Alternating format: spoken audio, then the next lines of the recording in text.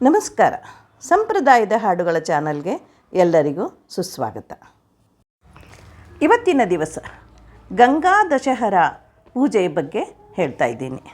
ಈ ಗಂಗಾ ದಶಹರಾ ಪೂಜೆ ಮಾಡಬೇಕಾದರೆ ಜ್ಯೇಷ್ಠ ಶುಕ್ಲ ಪಕ್ಷ ದಶಮಿ ಮತ್ತು ಹಸ್ತ ನಕ್ಷತ್ರ ಅಮೃತ ಸಿದ್ಧಿ ಯೋಗ ಇರಬೇಕು.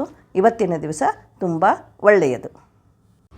ಗಂಗಾದೇವಿಯನ್ನು ಪೂಜಿಸಿ ನಂತರ 10 ಹಣ್ಣುಗಳನ್ನು ತಾಂಬೂಲ ಸಹಿತ ದಕ್ಷಿಣೆ ಇಟ್ಟು ಬ್ರಾಹ್ಮಣರಿಗೆ ದಾನವಾಗಿ ಕೊಡಬೇಕು. ಈಗ ಮಾವಿನ ಹಣ್ಣಿನ ದಿನಗಳು ಇರುವುದರಿಂದ ಮಾವಿನ ಹಣ್ಣು ದಾನ ಕೊಡಬಹುದು. ಆದರೆ ನೇರಳೆ ಹಣ್ಣು ಕೊಟ್ಟರೆ ತುಂಬ ಶ್ರೇಷ್ಠ ಅಂತ ಹೇಳ್ತಾರೆ. ಅದು ಯಾಕೆ ಎನ್ನುವುದು ಮುಂದೆ ಕಥೆಯಲ್ಲಿ ತಿಳಿಸುತ್ತೇನೆ. ಈ ಗಂಗಾದೇವಿಯ ಪೂಜೆಯನ್ನು ಜ್ಯೇಷ್ಠ ಶುದ್ಧ ಪ್ರತಿಪದೆಯಿಂದ ಜ್ಯೇಷ್ಠ ಶುದ್ಧ ದಶಮಿಯವರೆಗೆ ಕೆಲವರು ಯಾವಾಗ ಅವರಿಗೆ ಅನುಕೂಲವಾಗುತ್ತದೆ ಆವಾಗ ಮಾಡುತ್ತಾರೆ. ಈ ಜ್ಯೇಷ್ಠ ಶುದ್ಧ ದಶಮಿಯ ದಿನ ಮಾಡಿದರೆ ತುಂಬ ಒಳ್ಳೆಯದು. ಅವತ್ತಿನ ದಿವಸ ನಮಗೇನಾದರೂ ಅಡಚಣೆ ಇದ್ದು ಮಾಡೋಕ್ಕೆ ಆಗೋಲ್ಲ ಅನ್ನೋವಂಥ ಪರಿಸ್ಥಿತಿ ಬಂದರೆ ಮಧ್ಯದಲ್ಲಿ ಯಾವಾಗ ಆಗುತ್ತದೆ ಆವಾಗ ಮಾಡಿ ಅವರು ಬ್ರಾಹ್ಮಣರಿಗೆ ದಾನವನ್ನು ಕೊಡಬೇಕು. ಈ ಗಂಗಾದೇವಿಯನ್ನು ಪೂಜೆ ಮಾಡುವವರು ಅಭ್ಯಂಜನ ಸ್ನಾನ ಮಾಡಿ ಮಡಿಯುಟ್ಟು ಬರಬೇಕು. ನದಿ ನೀರಾಗಲಿ, ಬಾವಿ ನೀರಾಗಲಿ ಮತ್ತು ನಲ್ಲಿ ನೀರಾಗಲಿ ಎಲ್ಲದರಲ್ಲಿಯೂ ಗಂಗಾ ಭಾಗೀರಥಿಯನ್ನು ಸ್ಮರಿಸಿಕೊಂಡು ಸ್ನಾನ ಮಾಡಬೇಕು. ಈ ಸಮಯದಲ್ಲಿ ಶಂಖ ಚಕ್ರ ಗದಾ ಪದ್ಮಧಾರಿಯಾದ ಮಾಧವನನ್ನು ಕೂಡ ಸ್ಮರಿಸಬೇಕು.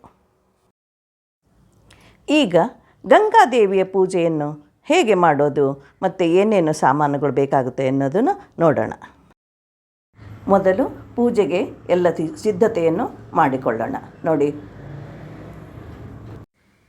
ಎಲ್ಲಿ ಪೂಜೆ ಮಾಡ್ತೀವೋ ಅಲ್ಲಿ ಶುದ್ಧವಾಗಿ ಮಾಡಿ ಮಣೆ ಹಾಕಿ ರಂಗೋಲೆ ಹಾಕಿ ಮತ್ತು ತಂಬಿಗೆಯಲ್ಲಿ ನೀರು ತುಂಬಿಕೊಂಡು ಗಂಗಾದೇವಿ ಅಂತ ತಂಬಿಗೆ ತುಂಬಿಸಿ ಅದಕ್ಕೆ ಗಂಗಾದೇವಿಗೆ ಅಲಂಕಾರ ಮಾಡಬೇಕು.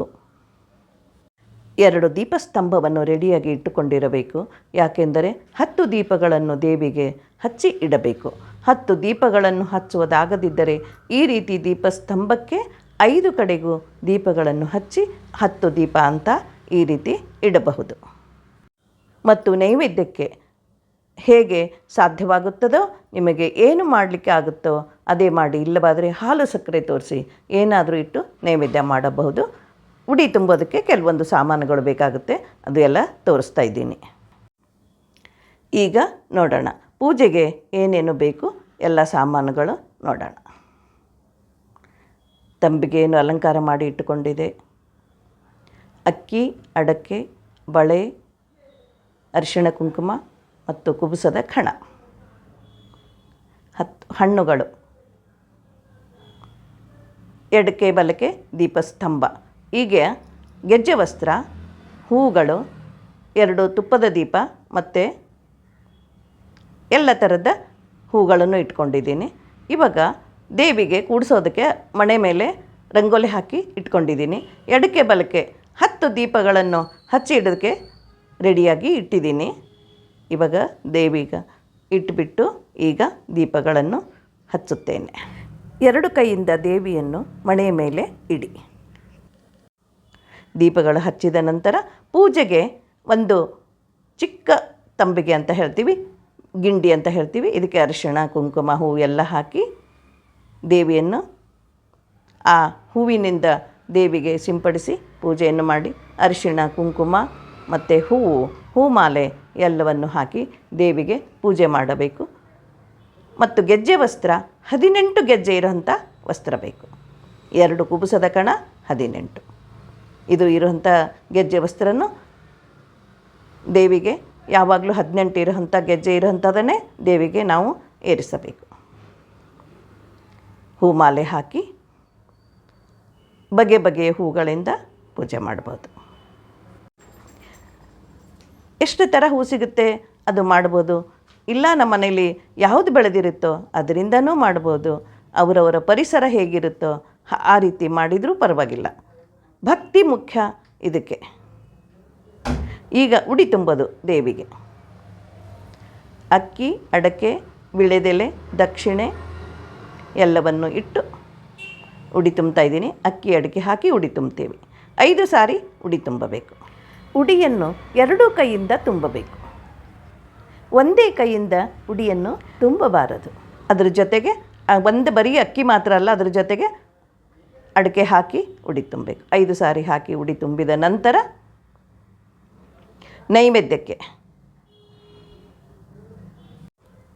ನೈವೇದ್ಯಕ್ಕೆ ಇಟ್ಟು 2 ತುಪ್ಪದ ದೀಪವನ್ನು ಬೆಳಗಿ ನಂತರ ನೈವೇದ್ಯವನ್ನು ಮಾಡಬೇಕು.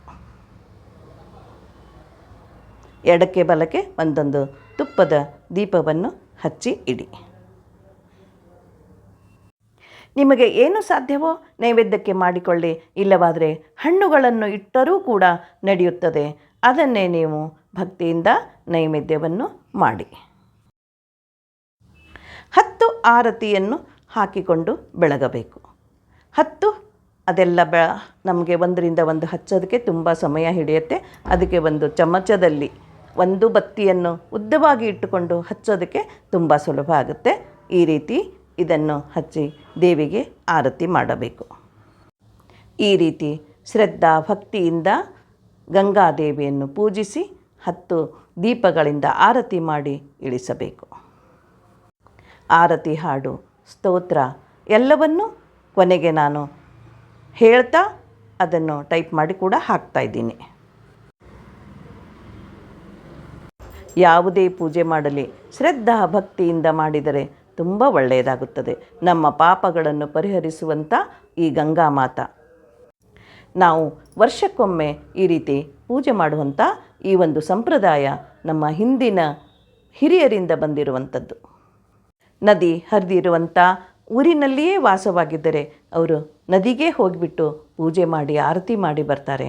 ಆದರೆ ನಾವು ಎಲ್ಲಿ ಇರ್ತೀವೋ ಅಲ್ಲಿ ಒಂದು ತಂಬಿಗೆಯಲ್ಲಿ ಗಂಗಾದೇವಿ ಅಂದರೆ ನಮ್ಮ ಮನೆಯಲ್ಲಿ ಬರುವ ನಲ್ಲಿಯಿಂದನೇ ನೀರು ತೆಗೆದುಕೊಂಡು ಈ ರೀತಿಯಾಗಿ ಗಂಗಾದೇವಿ ಅಂತ ನಾವು ಅದರಲ್ಲಿ ಆವಾಹನೆ ಮಾಡಿ ಅವಳ ಪೂಜೆಯನ್ನು ಮಾಡಿ ನಾವು ಅವಳ ಕೃಪೆಗೆ ಪಾತ್ರರಾಗಬೇಕು.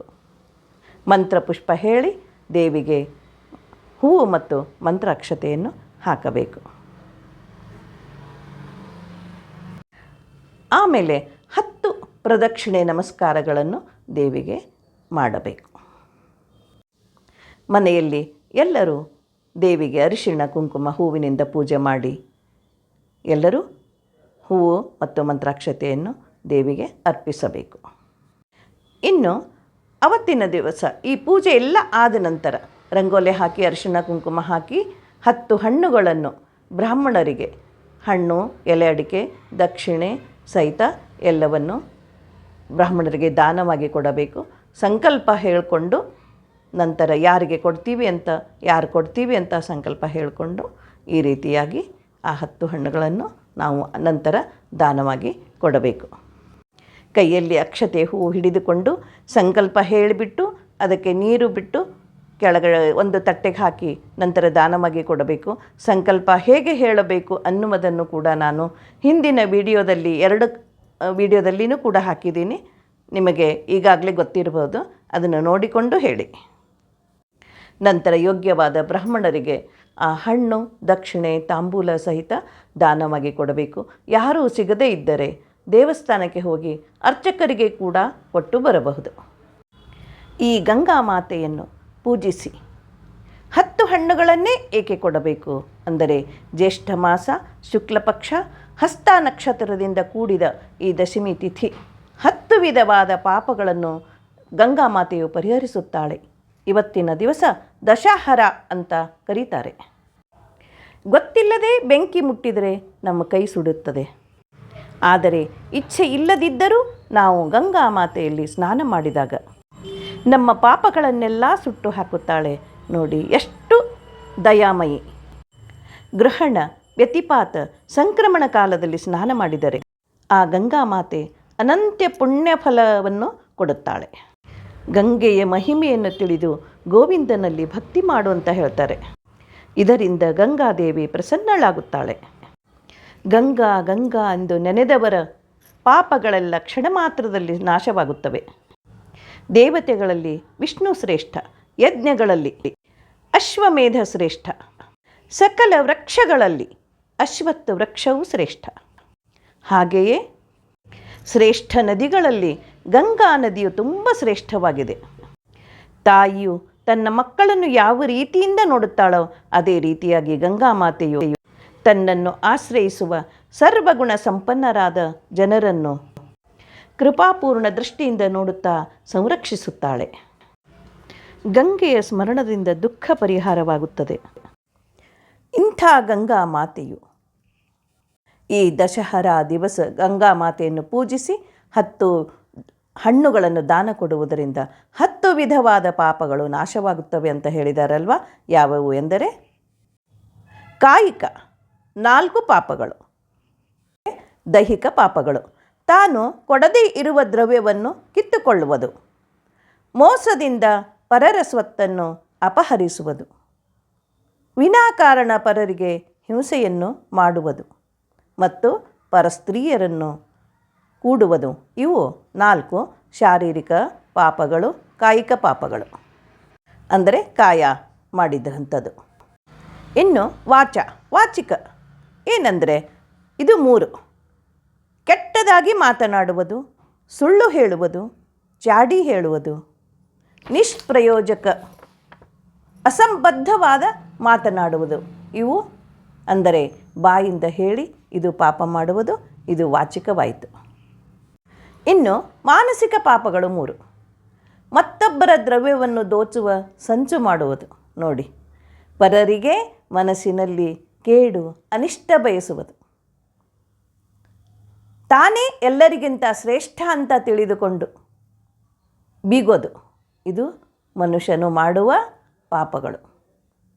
ಮನುಷ್ಯರು ಒಂದಿಲ್ಲ ಒಂದು ತಿಳಿದೇನೋ ತಿಳಿದೇ ಇರದೇನೋ ಹೇಗೋ ತಪ್ಪಾಗಿರುತ್ತೆ, ಗೊತ್ತಾಗೋದಿಲ್ಲ. ಅದಕ್ಕೆ ಈ ದಶಹರಾ ದಿವಸ ಗಂಗಾ ಮಾತೆಯನ್ನು ಪೂಜಿಸಿ ಹಣ್ಣುಗಳನ್ನು ದಾನ ಮಾಡಿ ದೇವಿಯನ್ನು ಕ್ಷಮೆಯಾಚಿಸಿ ಇಂತಹ ಪ್ರಮಾದವಾಗದೇ ಇರುವ ಹಾಗೆ ವಹಿಸಬೇಕು ನಾನು ಅಂತ ಅವಳನ್ನು ಕೇಳ್ಕೋಬೇಕು. ಯಾಕೆಂದರೆ ತಪ್ಪು ಮಾಡೋದು ನಾವು, ಮಾಡದೇ ಇರೋ ಹಾಗೆ ನಮಗೆ ಅನುಗ್ರಹ ಮಾಡಮ್ಮ ಅಂತ ಹೇಳಬೇಕಾಗ್ತದೆ. ಈ ಎಲ್ಲ ಪಾತಕಗಳನ್ನು ಶ್ರೀಹರಿ ಪಾದಾಬ್ಜ ಸಂಭೂತೆಯಾದ ಗಂಗಾದೇವಿ ನಮ್ಮ ಪಾಪಗಳನ್ನು ಪರಿಹಾರ ಮಾಡ್ತಾಳೆ. ಈ ದಿನಗಳಲ್ಲಿ ಗಂಗಾ ಸ್ನಾನ ಅತ್ಯಂತ ಪವಿತ್ರ. ಎಲ್ಲರಿಗೂ ಸಾಧ್ಯವಾಗದಿದ್ದಾಗ ನಾವು ಸ್ನಾನ ಮಾಡುವ ನೀರಿನಲ್ಲಿಯೇ ಗಂಗಾದೇವಿ ಅನುಸಂಧಾನ ಮಾಡಿ ಗಂಗೆಯನ್ನು ಸ್ಮರಿಸಿ ಸ್ನಾನ ಮಾಡಬೇಕು. ದಿನವೂ ಕೂಡ ಸ್ನಾನ ಮಾಡುವಾಗ ಚೊಂಬಿನಿಂದ ತಲೆಯ ಮೇಲೆ ನೀರು ಹಾಕಿಕೊಳ್ಳಿ, ಹೆಣ್ಣು ಮಕ್ಕಳು ಹೆಗಲ ಮೇಲೆ ಹಾಕಿಕೊಳ್ಳಿ. ಆವಾಗ ಗಂಗಾ ಭಾಗೀರಥಿ ಅಂತ ಯಾವಾಗಲೂ ಹೇಳ್ತಾ ಸ್ನಾನ ಮಾಡಬೇಕು. ಆ ನೀರು ನಾನು ಗಂಗೆಯಲ್ಲೇ ಕೂತ್ಕೊಂಡು ಮಾಡಿದ್ದೀನಿ, ನಾನು ಗಂಗೆಯಲ್ಲೇ ಸ್ನಾನ ಮಾಡ್ತಾಯಿದ್ದೀನಿ ಅಂತ ಹೇಳಿದರೆ ಅದೇ ಪುಣ್ಯಕರವಾದ ಸ್ನಾನ. ನಮೋ ಭಗವತ್ಯೈ ದಶಪಾಪಹರಾಯೈ ಗಂಗಾಯೈ ನಾರಾಯಣ್ಯೈ ರೇವತ್ಯೈ ಶಿವಾಯೈ ದಕ್ಷಾಯೈ ಅಮೃತಾಯೈ ವಿಶ್ವರೂಪಿಣ್ಯೈ ನಂದಿನ್ಯೈತೆ ನಮೋ ನಮಃ. ಈ ಶ್ಲೋಕವನ್ನು ಭಕ್ತಿಯಿಂದ ಪಠಿಸಬೇಕು. ಹೀಗೆ ಶ್ಲೋಕವನ್ನು ಪಠಿಸಿ ನಂತರ ಈ ಪ್ರಾರ್ಥನೆಯನ್ನು ಮಾಡಿಕೊಳ್ಳಬೇಕು. ನಮಾಮಿ ಗಂಗೆ ತವ ಪಾದ ಪಂಕಜಂ ಸುರಾಸುರೈರ್ವಂದಿತ ದಿವ್ಯರೂಪಂ ಭುಕ್ತಿಂ ಚ ಮುಕ್ತಿಂ ಚ ದದಾಸಿ ನಿತ್ಯಂ ಭಾವಾನುಸಾರೇಣ ಸದಾ ನರಾಣಾಂ. ನಮಸ್ತೆ ಪಾಪ ಸಂಹತ್ರೇ ಹರ ಮೌಲಿ ವಿರಾಜಿತೆ ನಮಸ್ತೆ ಸರ್ವಲೋಕನಂ ಹಿತಾಯ ಧಾರಿಣೀ ಗತೆ ಸ್ವರ್ಗಾಪವರ್ಗದೇ ದೇವಿ ಗಂಗೆ ಪತಿತ ಪಾವನಿ ತ್ವಾಮಹಂ ಶರಣಂ ಯಾಥ ಪ್ರಸನ್ನಾ ಮಾಂ ಸಮುದ್ಧರ. ವಿಷ್ಣುಪಾದಾಬ್ಜ ಸಂಭೂತೆ ಗಂಗೆ ತ್ರಿಪಥಗಾಮಿನಿ ಧರ್ಮಧ್ರುವೇತಿ ವಿಖ್ಯಾತೆ ಪಾಪಮೇ ಹರ ಜಾಹ್ನವಿ ಗಂಗಾ ಗಂಗೇತಿ ಯೋ ಬ್ರೂಯಾತ್ ಯೋಜನಾನಾಂ ಶತೈರಪಿ ಮುಚ್ಯತೆ ಸರ್ವ ಪಾಪೇಭ್ಯೋ ವಿಷ್ಣು ಲೋಕಂ ಸ ಗಚ್ಚತಿ. ಹೀಗೆ ಪ್ರಾರ್ಥನೆಯನ್ನು ಮಾಡಿಕೊಂಡು 10 ಪ್ರದಕ್ಷಿಣೆ ನಮಸ್ಕಾರಗಳನ್ನು ದೇವಿಗೆ ಮಾಡಬೇಕು. ಈಗ ಈ ದಾನ ಕೊಡುವಾಗ ನೇರಳೆ ಹಣ್ಣೆ ದಾನ ಕೊಡಬೇಕು. ಯಾಕೆ ಅಂತ ಅದರ ಮಹತ್ವ ಒಂದು ಪೌರಾಣಿಕ ಕಥೆ ಇದೆ, ಕೇಳಿ. ಹಿಂದೆ ಪಾಂಡವರು ವನವಾಸದಲ್ಲಿದ್ದಾಗ ಇದೇ ರೀತಿ ಜ್ಯೇಷ್ಠ ಮಾಸದಲ್ಲಿ ದಶಹರಾ ಪೂಜೆ, ಗಂಗಾ ಪೂಜೆ ಮಾಡಿ ಏನಾದರೂ ದಾನ ಕೊಡಬೇಕು ಅಂತ ಬಂದಾಗ ಕಾಡಿನಲ್ಲಿ ಹಣ್ಣುಗಳು ಹೇಗೆ ಸಿಗಬೇಕು? ಹಾಗೆ ಯೋಚನೆ ಮಾಡ್ತಾ ಕೂತಿರುವಾಗ ಒಂದು ಮರದಲ್ಲಿ ಒಂದು ನೇರಳೆ ಹಣ್ಣು ಅವಳಿಗೆ ಕಣ್ಣಿಗೆ ಬಿತ್ತು. ಆ ಮರದಲ್ಲಿ ಒಂದೇ ಒಂದು ಹಣ್ಣು ಇತ್ತು. ಏನು ಮಾಡೋದು, ಒಂದಾದರೂ ಕೊಡೋಣಲ್ಲ ಅಂತ ಯೋಚನೆ ಮಾಡಿದ್ಲು. ಇದನ್ನೇ ದಾನ ಮಾಡೋಣ ಎಂದು ಕಿತ್ತು ತಂದಳು. ಅಷ್ಟರಲ್ಲಿ ಇವರ ಜೊತೆಗಿದ್ದ ಶ್ರೀಕೃಷ್ಣ ನೋಡಿಬಿಡ್ತಾನೆ. ತಂಗಿ, ಇದೇನು ಮಾಡಿದೆ ನೀನು? ಕಣ್ವ ಮಹಾಮುನಿಗಳು ಇದು ಒಂದೇ ಹಣ್ಣನ್ನು ತಿಂದು ತಪಶ್ಚರ್ಯ ಮಾಡುತ್ತಾರೆ. ಇದು ವರ್ಷಕ್ಕೆ ಒಂದೇ ಒಂದು ಹಣ್ಣು ಬಿಡುವುದು. ಈ ಒಂದು ಹಣ್ಣು ತಿಂದು ವರ್ಷದವರೆಗೆ ಅವರು ತಪಸ್ಸು ಮಾಡುತ್ತಾರೆ. ಅವರು ಇದನ್ನು ಬಿಟ್ಟು ಬೇರೆ ಏನೂ ಆಹಾರವನ್ನು ತೆಗೆದುಕೊಳ್ಳುವುದಿಲ್ಲ. ಅವರು ಈಗ ಸ್ನಾನಕ್ಕೆ ಹೋಗಿದ್ದಾರೆ. ಅವರು ಸ್ನಾನ ಮುಗಿಸಿ ಬರುವಷ್ಟರಲ್ಲಿ ಈ ಹಣ್ಣು ಗಿಡದಲ್ಲಿ ಕಾಣದಿದ್ದರೆ ನಾವು ಶಾಪಕ್ಕೆ ಒಳಗಾಗಬೇಕಾಗುತ್ತದೆ. ಹೀಗೆ ಶ್ರೀಕೃಷ್ಣ ಹೇಳಿದ ನಂತರ ದ್ರೌಪದಿ ತುಂಬ ಗಾಬರಿಯಾಗುತ್ತಾಳೆ. ಹಾಗಾದರೆ ಈಗೇನು ಮಾಡೋದಣ್ಣ ಅಂತ ತುಂಬ ಬೇಡ್ಕೊತಾಳೆ, ಅಂಗಲಾಚಿಕೊಳ್ತಾಳೆ. ನನ್ನಿಂದ ಪಾಂಡವರು ಶಾಪಕ್ಕೆ ಒಳಗಾಗ್ತಾರೆ, ಏನು ಮಾಡೋದು ಅಂತ ತುಂಬ ದುಃಖ ಪಡ್ತಾಳೆ. ಶ್ರೀಕೃಷ್ಣ, ನೀನೇ ಇದರಿಂದ ನಮ್ಮನ್ನು ಪಾರು ಮಾಡಬೇಕು, ನನ್ನ ಗಂಡಂದಿರನ್ನು ಪಾರು ಮಾಡು ಅಂತ ಕೇಳ್ಕೊಳ್ತಾಳೆ. ಆಗ ಶ್ರೀಕೃಷ್ಣನಿಗೆ ಕರುಣೆ ಬಂತು. ಹೇಳ್ತಾನೆ, ಒಂದೇ ಒಂದು ಉಪಾಯ ಇದೆ, ಆದರೆ ನೀವೆಲ್ಲರೂ ಸ್ವಚ್ಛ ಮನಸ್ಸಿನಿಂದ, ನಿರ್ಮಲ ಮನಸ್ಸಿನಿಂದ ಒಂದೊಂದು ಸತ್ಯವನ್ನು ಹೇಳಬೇಕು ಅಂತ ಹೇಳ್ತಾನೆ. ಸತ್ಯವನ್ನೇ ನುಡಿದರೆ ಮಾತ್ರ ಸಾಧ್ಯವಿದೆ ಅಂತ ಹೇಳಿದಾಗ ಪಾಂಡವರೈವರು ಒಬ್ಬೊಬ್ಬರೂ ತಮ್ಮ ಮನದಲ್ಲಿದ್ದುದನ್ನು ನಿಜವಾಗಿ ಸತ್ಯವಾಗಿ ಹೇಳಿದಾಗ, ಮನದಾಳದ ಮಾತನ್ನು ತಿಳಿಸಿದಾಗ, ಒಬ್ಬೊಬ್ಬರೂ ಒಂದೊಂದು ಸತ್ಯವನ್ನು ಹೇಳಿದಾಗ ಒಂದೊಂದು ಅಡಿ ಆ ಹಣ್ಣು ಮರದತ್ತ ಸಾಗುತ್ತದೆ. ನಂತರ ದ್ರೌಪದಿಯನ್ನು ಕೇಳಿದಾಗ ಶೂರನಾದ ಅರ್ಜುನನನ್ನು ಮದುವೆಯಾಗುವ ಆಸೆ ಇತ್ತು. ಪಾಂಡವರೆಲ್ಲರೂ ಅರಗಿನ ಮನೆಯಲ್ಲಿ ಸುಟ್ಟು ಭಸ್ಮವಾದರೆಂದು ಕೇಳಿದಾಗ ಆ ಕುಂತಿಯ ಪುತ್ರನೇ ಆದಂಥ ಕರ್ಣನನ್ನು ಮದುವೆಯಾಗುವ, ಆ ವಂಶಜನನ್ನೇ ಮದುವೆಯಾಗುವ ಒಂದು ಆಸೆ ಇತ್ತು. ಅದು ಕೂಡ ಪಾಂಡವರು ಇನ್ನು ಇಲ್ಲ ಅಂತ ಕೇಳಿದಾಗ ಈ ಆಸೆ ಮಾತ್ರ ನನಗೆ ಆಗಿತ್ತು. ಹೀಗೆ ದ್ರೌಪದಿ ಕೃಷ್ಣನಿಗೆ ಹೇಳುತ್ತಾಳೆ. ಆಗ ಆ ನೇರಳೆ ಹಣ್ಣು ಮತ್ತೆ ಒಂದು ಅಡಿ ಗಿಡದ ಹತ್ತಿರಕ್ಕೆ ಹೋಗುತ್ತದೆ. ಗಿಡದಿಂದ ಇನ್ನೂ ಒಂದು ಅಡಿ ಕೆಳಗಿದೆ. ಹೇಗೆ ಅಣ್ಣ, ಇನ್ನೇನು ಮಾಡೋದು ಅಂತ ಕೇಳ್ತಾಳೆ. ಆಗ ಪಾಂಡವರ ಒಳಿತಿಗಾಗಿ ಶ್ರೀಕೃಷ್ಣನು ಒಂದು ನಿಜವನ್ನು ಹೇಳ್ತಾನೆ. ನನಗೆ 16,000 ಪತ್ನಿಯರು ಹಾಗೂ 8 ಜನ ಅಷ್ಟಮಹಿಷಿಯರು ಇದ್ದರೂ ಕೂಡ ಬ್ರಹ್ಮಚರ್ಯ ಪಾಲಿಸಿದ್ದರೆ ಹಣ್ಣು ಹೋಗಿ ಮರ ಸೇರಲಿ ಅಂತ ಹೇಳ್ತಾನೆ ಶ್ರೀಕೃಷ್ಣ. ಆಗ ಇನ್ನೊಂದು ಅಡಿ ಮೇಲೆ ಹೋಗಿ ಹಣ್ಣು ಮರವನ್ನು ಸೇರುತ್ತದೆ. ಆಗ ಎಲ್ಲರೂ ಸಂತೋಷಗೊಳ್ಳುತ್ತಾರೆ. ಬೇರೆ ಹಣ್ಣುಗಳನ್ನು ದಾನವಾಗಿ ಕೊಡುತ್ತಾರೆ. ಶಾಪ ಬರದಂತೆ ಮತ್ತು ಬಂದ ಕಂಟಕವನ್ನು ಪರಿಹರಿಸಿದ ಶ್ರೀಕೃಷ್ಣನಿಗೆ ದ್ರೌಪದಿ ಹಣ್ಣನ್ನು ದಾನವಾಗಿ ಕೊಡ್ತಾಳೆ. ಪಾಂಡವರನ್ನು ಶ್ರೀಕೃಷ್ಣ ಯಾವಾಗಲೂ ಕಾಯ್ತಾನೇ ಇರ್ತಾನೆ. ಅಷ್ಟರಲ್ಲಿ ಕಣ್ವ ಮಹರ್ಷಿಗಳು ಸ್ನಾನ ಮಾಡಿಕೊಂಡು ಅಲ್ಲಿಗೆ ಬರ್ತಾರೆ. ಬಂದ ತಕ್ಷಣ ಪಾಂಡವರು ಮತ್ತು ಅವರ ಪತ್ನಿ ಎಲ್ಲರೂ ಋಷಿಗಳಿಗೆ ಸಾಷ್ಟಾಂಗ ನಮಸ್ಕಾರ ಹಾಕಿ ಅವರಿಂದ ಆಶೀರ್ವಾದವನ್ನು ಪಡೆಯುತ್ತಾರೆ. ಕಣ್ವ ಮಹರ್ಷಿಗಳು ಶ್ರೀಕೃಷ್ಣನಿಗೆ ನಮಸ್ಕಾರ ಮಾಡುತ್ತಾರೆ. ಹೀಗೆ ಈ ದಶಹರ ಪೂಜೆ ಹಾಗೂ ದಾನದಿಂದ ಆ 10 ಪಾಪಗಳು ಕೂಡ ಕಳೆಯುತ್ತವೆ. ಅಲ್ಲದೆ ಋಷಿಮುನಿಗಳ ಹಾಗೂ ಶ್ರೀಕೃಷ್ಣನ ಕೃಪೆ ನಮ್ಮ ಮೇಲೆ ಇರಲಿ. ಆದ್ದರಿಂದ ನಮ್ಮ ಕಡೆಯಿಂದ ಹೇಗೆ ಆಗುತ್ತದೆಯೋ ಪೂಜೆ ಹಾಗೂ ಸಾಧ್ಯವಾದಷ್ಟು ದಾನ ಕೊಟ್ಟು ಶ್ರೀಕೃಷ್ಣನ ಕೃಪೆಗೆ ಎಲ್ಲರೂ ಪಾತ್ರರಾಗೋಣ. ಯಾವ ನದಿಯು ಖ್ಯಾತಿಯ ಆಕಾಶ ಸ್ವರ್ಗ ಭೂಮಿಗಳಲ್ಲಿಯೋ ದಿಕ್ಕುಗಳಲ್ಲಿಯೋ ಉಪದಿಕ್ಕುಗಳಲ್ಲಿಯೂ ಹರಡಿರುವುದೋ ಅಂತಹ ಗಂಗಾ ನದಿಯನ್ನು ಪೂಜಿಸಿ ಸೇವಿಸಿ ಎಲ್ಲರೂ ಪಾವನರಾಗೋಣ. ಜೈ ನಮ್ಮ ಭಾಗೀರಥಿಯು, ಜೈ ನಮ್ಮ ಭೋಗಾವತಿಯು, ಜೈ ನಮ್ಮ ಜಾಹ್ನವಿ ತಾಯಿಗೆ, ಜೈ ಜೈ ಜೈ ಜೈ ಜೈ ನಮ್ಮ ಗಂಗಾ ತಾಯಿಗೆ. ಜೈ ನಮ್ಮ ಭಾಗೀರಥಿಯು, ಜೈ ನಮ್ಮ ಭೋಗಾವತಿಯು, ಜೈ ನಮ್ಮ ಜಾಹ್ನವಿ ತಾಯಿಗೆ. ಜೈ ಜೈ ಜೈ ಜೈ ಜೈ ನಮ್ಮ ಗಂಗಾ ತಾಯಿಗೆ.